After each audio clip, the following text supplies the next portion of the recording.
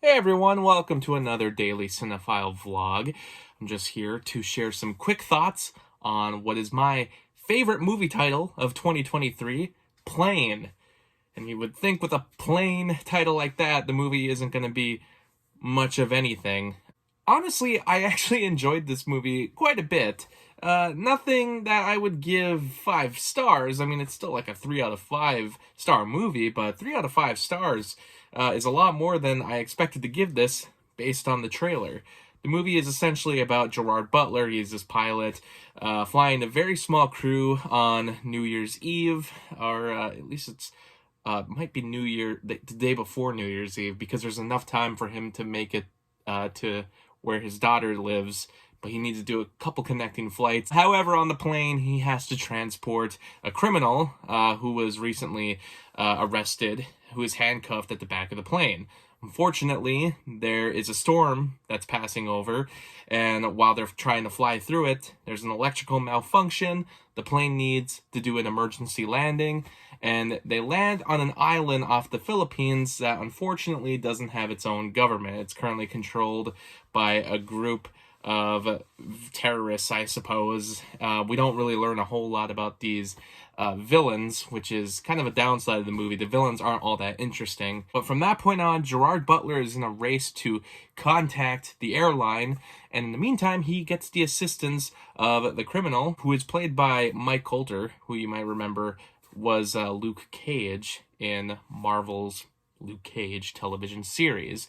And he gets his help by removing his handcuffs and having him join along throughout the jungle, where they eventually run into terrorists. From the beginning, things move pretty fast, and the emergency landing is an exhilarating scene. I was on the edge of my seat, and they don't use any music throughout. If you're not a fan of planes, this might be a very terrifying movie for you. I do kind of wonder if this is going to be a movie that's available on an airplane in the future.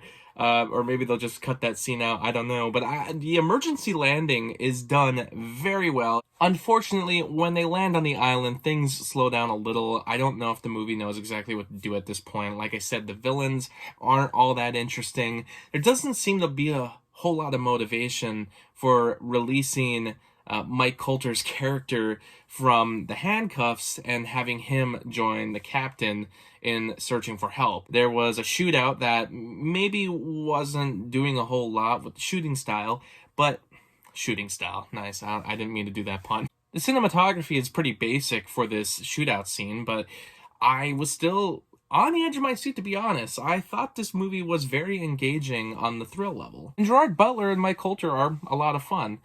They are very basic archetypes, which works. They don't go a whole lot into their relationship.